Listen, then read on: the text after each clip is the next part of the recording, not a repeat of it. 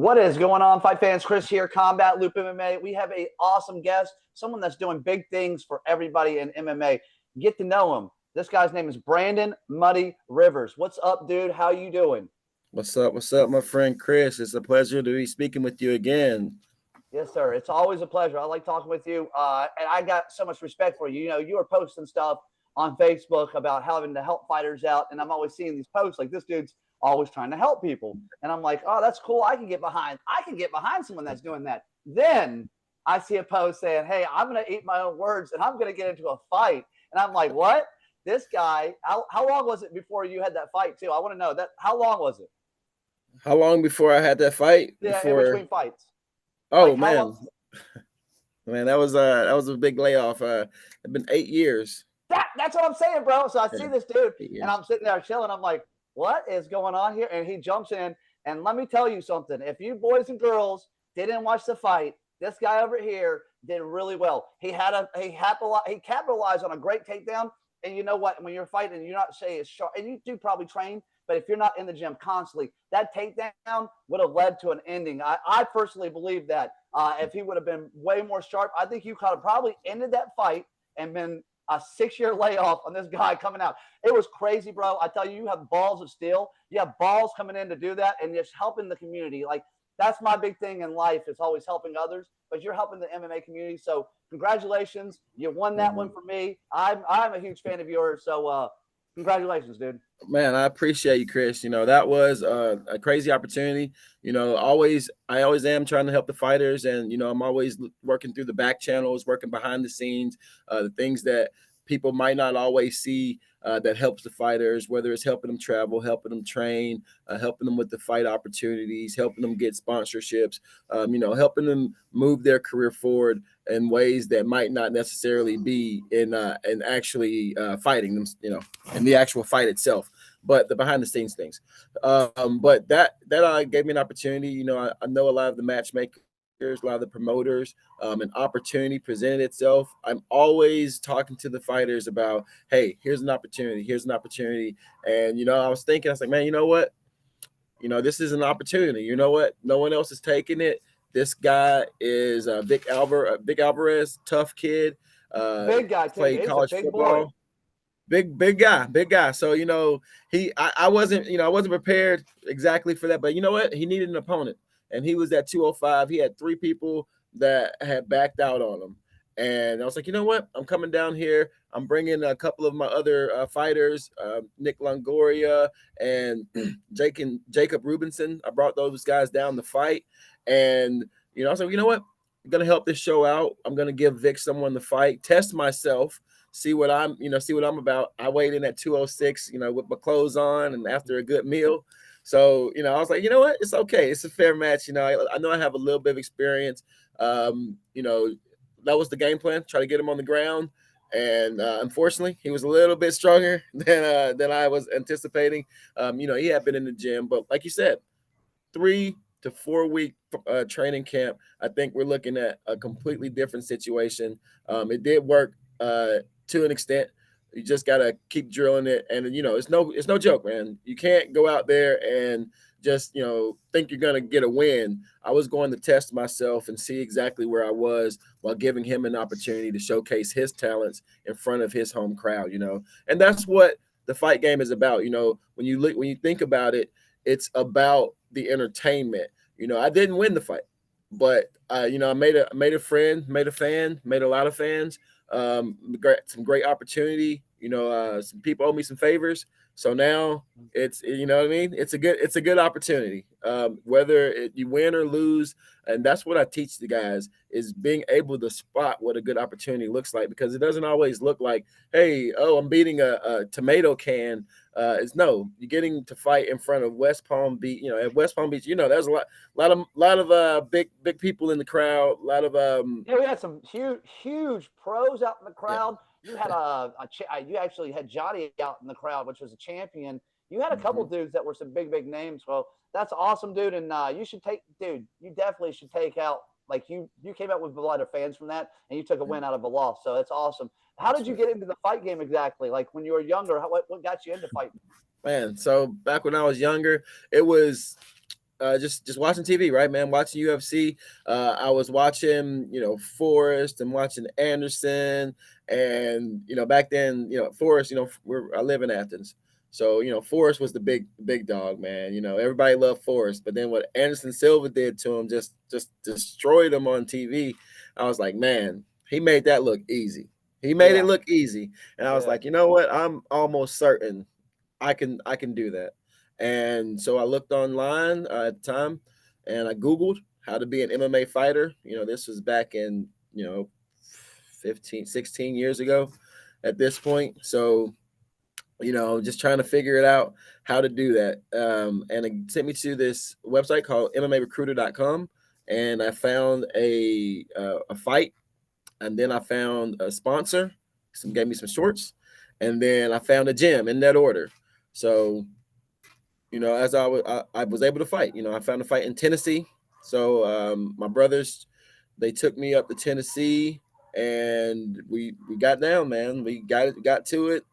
Fought a guy who was 2-0 at the time. Got my first win. I was in a lot better shape. I trained at a MMA gym for the first time. I trained there for 5 days before that fight. Cut down from You're taking all this 205. short notice shit, dude. You're a wild dude, man. You're always Oh yeah. taking short stuff. Hey, that is a real fighter. You have like the real definition of it. What do you think your first base of like a martial art would be? Like, So I used to mine. wrestle in high school. So, Ah, I wrestled in high school, and then after I took that fight, I went through training and let's say boxing. So boxing and Muay Thai would be the next things that I learned and added to the wrestling. And then I started picking up on the jiu-jitsu after that. But definitely would say base strongest thing I have right now is the wrestling, and then probably boxing comes after that. So, almost the build of a street fighter. I don't really like doing kicks too much, but I'll catch them. you had I'll you catch had them. good head movement against Vic. Your head movement, as soon as you threw the punch, I watched your head movement. So you had great head movement, but your shot was really, really great inside the fight. I mean, I really liked that shot against the cage, and you took him down. Now, tell me like one of your biggest influences in the fight game. I probably Forrest is up there. Oh yeah, I mean Forrest, he was cool, man. I ain't gonna lie, don't get it twisted. He was cool. He was cool. I like that, the close proximity, right? Like, man, somebody close to me is doing this, right? Somebody close to me is doing this because I'm from a small town, man, in Madison, Georgia. It's we call it off a little community called Flat Rock. So it's very, very, very tiny, man. Most of the guys who I grew up with, they dead or in jail. So it gave me a way to look at and see there's some a way out, right? Yep. And I was looking at them. Shoot, I like Czech Congo, man. Ooh. Anderson. I like Anderson Silva. Shoot, I like Clay Guida. I mean, I was watching all the old school guys, man. Anybody that was scrap, get in there and bang. That was what I like. So that's what I kind of envision myself being, and that's also how I got, like I said, I got into the journey with that mentality, right? When you're a fighter, you get that mentality. You see those people on the screen, and you want to do what they do. You see yourself doing what they do, so you want to put yourself in the same situations that they put themselves in, and that's how I got started. And you go through that, you find out on the on the lower levels of the MMA world, especially back 15, 16 years ago, Oh right? yeah. Yeah, I mean, you're There was not a you're lot of getting some wrestling base shady, back then. A lot of wrestling. a lot of wrestling base, but just as far as the business goes, a lot of shadiness, right? A Oh lot, a yeah. lot more shadiness than you're seeing now. It was a little bit more of the Wild Wild West. There you got promotions out there with no insurance. You know what I'm saying? It was tough, and there was a lot of pitfalls. With something being that new at the time, that someone being like myself, super athletic, gung ho, but didn't have that blueprint, didn't have that game plan of how to get there. The first gym that I started training at, they shut down within 6 months of me training there. So it's 15, 16 years ago. There's not a whole bunch of gyms to train for. I had to travel an hour and a half to get there. Yeah, So I could only imagine, especially Atlanta. My mom lives in Atlanta. right outside of Atlanta, and then everything it's still some of the 1960s and some of the small towns out there. Well, so what was your moment that you kind of knew that like this fight game was for you and you wanted to be around it? Well, I'll tell you when I knew, right? So it was actually in the worst moment, right? That's when you're gonna figure out who you are. So back in 2016, 2017, I was I was fighting, right? I told myself I'm gonna make a career of this. I'm gonna push it. I'm gonna take one or two more amateur fights. I'm gonna go pro, right? Well, in my in my plan of doing that, you know, I was coming down to Florida, took a fight. In the middle of the fight, first round of the fight, tore my ACL. Okay, tore my ACL, tore my meniscus. I'm no quitter, I ain't no bitch. So I kept fighting. All right, I kept fighting. I won the fight. All right, won the fight, but potentially, you know, my mind at the time lost the war because shit. Now I done tore my ACL, and I got to figure out how to get this taken care of because the promotions, you know, they're slacking on the insurance.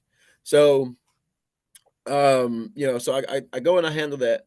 But in that moment, I was like, man, I really love this. I have passion for this. How can I continue to be involved with this? And more importantly, how can I make money? How can I make a career out of this if I'm injured? You know, I've dedicated myself to this lifestyle. I've trained, I've put everything to the, you know, I got my girlfriend, you know, we got a kid, you know, everybody is focused on the, you know, we're gonna make it or bust, right? This is how it's gonna work. This is how it has to work. And now I'm sitting here injured. How, you know, I gotta start thinking, how can I make this work? And that was when I realized that, you know, basically the money isn't necessarily in your skills and your ability to fight so much as your ability to create content for the fight, to be on screen with the with the audience, right? And that's where the real money is, and that gives you the platform to be seen as a fighter. You know, I can still build my brand as a fighter without even being in the cage, right? Yeah. Um, you know, that's, you know, you think about Conor McGregor, his brand is huge, and it's because of what he did in the cage, but he leveraged what he did in the cage to his fans. And that's what I was like, okay, man, I got to start thinking. You know, so I realized that. And so I was like, okay, you know what? I'm going to start trying to work for some promotions, right? I'm going to start trying to work for some promotions.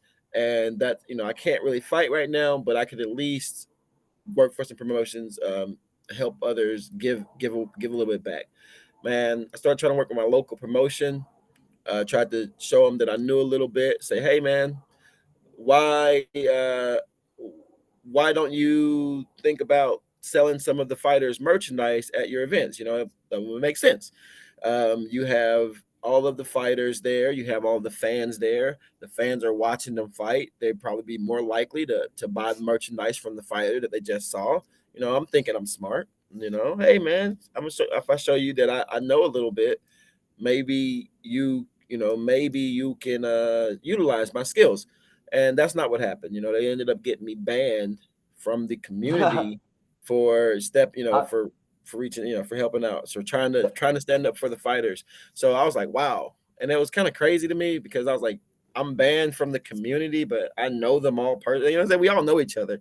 You know, like I train with them, I train with him. You know, I support them, they support me. You know, I fought him. You know what I mean? I was like, wow, this is some petty shit, right?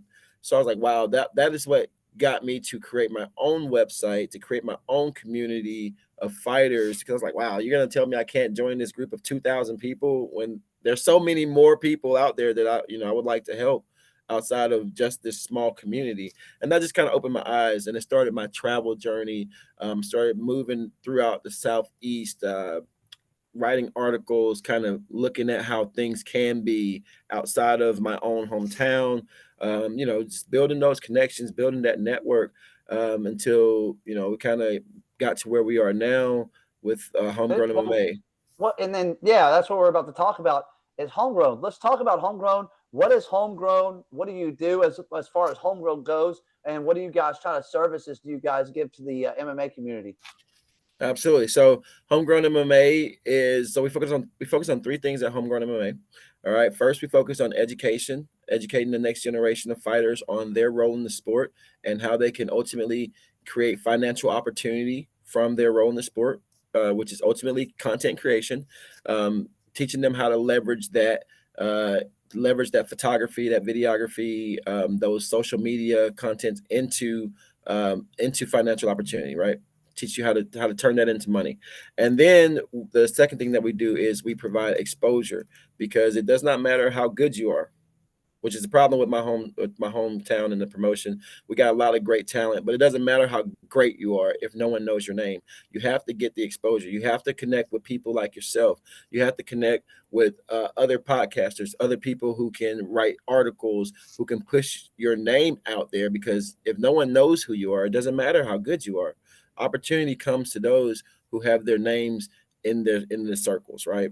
So that's what we do, is we do write the articles, do interviews, and connect fighters to the opportunities through media.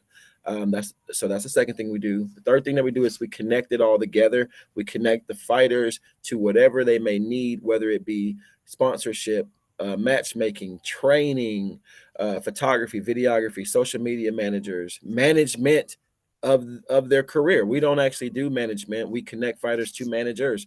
We do train managers. We do understand that this is a very early point on.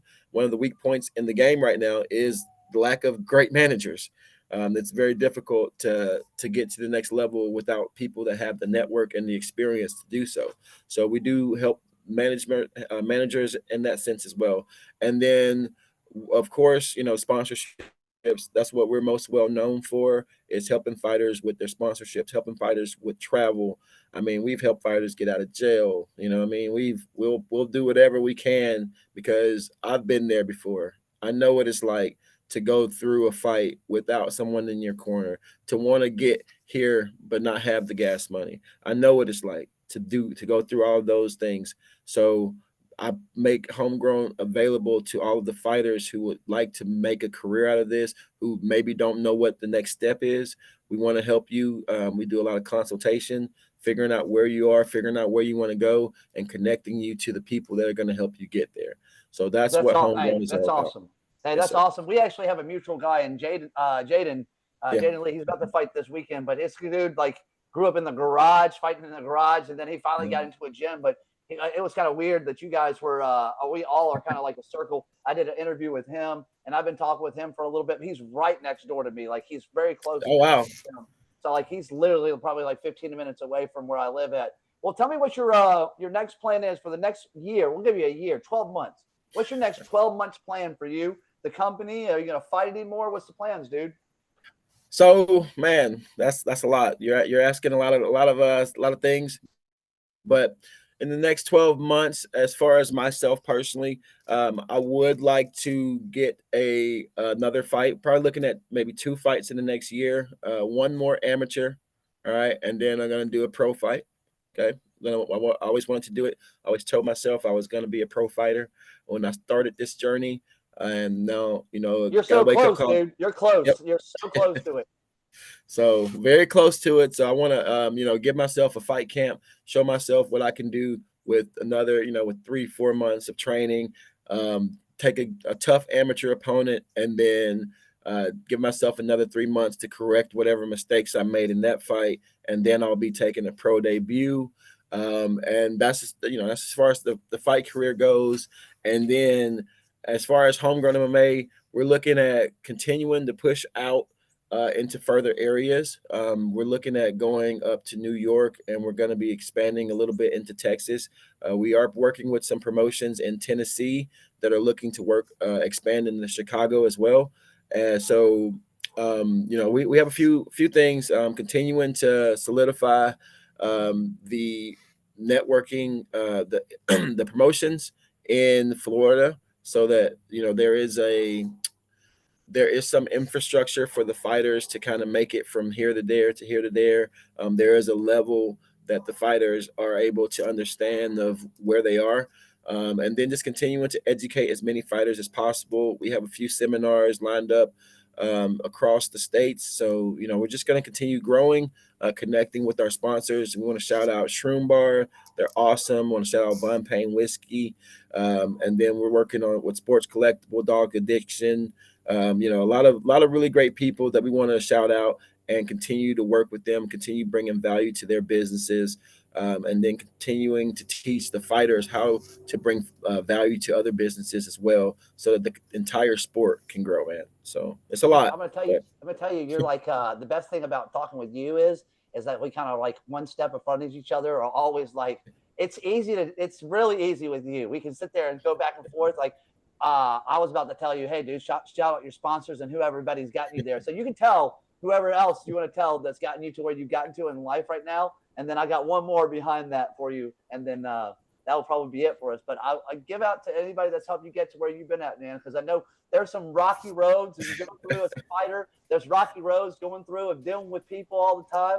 And you you guys, got to get back to all that stressful time to those people that I helped you got out. you, man. Well, I'm gonna shout out to one of the greatest partners, greatest dream mates, greatest people that has been in my life. One of my teammates is Killer Kate. Just gonna call it Killer Kate, man. You know, they don't like the spotlight, but I'm gonna shout them out. They've been here with me from the beginning, and they continue to shoot me full of confidence and inject the business with whatever it is needed to make it to the next level. Then I also want to shout out to my boy Joey. He's always been there. He's been there from day one. He helps me out. He drives, anything that we need to make it, to help get there. Whenever, if I'm lacking, he's got my back. So I appreciate those two people in particular. And then, I got to shout out to my daughter, Kobe and more. Shout out So because Kobe, Kobe, yeah, yeah, man, got to shout out to Kobe. She's the love of my life, and we everything I do is I do it for her and for the rest of my family as well. But she definitely keeps me moving in times of weakness. I got to be strong. So I appreciate you giving me that opportunity to talk about everything. And man, I cannot wait to keep working with you. I got some ideas for things that we can do, get you oh yeah, connected.